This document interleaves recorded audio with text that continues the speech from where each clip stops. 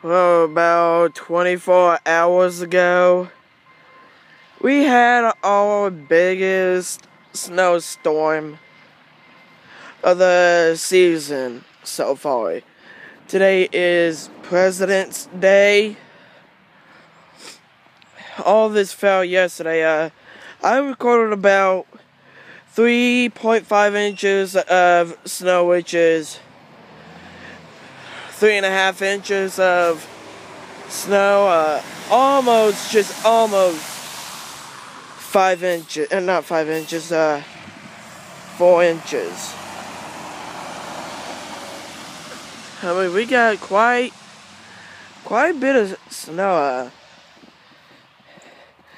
Yesterday, it was bad last night. Not last night, yesterday, because it was nothing but whiteout conditions for a good period of the day.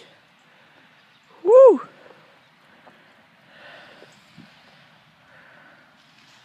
If you want to see the time-lapse video that I recorded of yesterday's snow, the link will be in the description, or you'll see an annotation at the corner of your screen.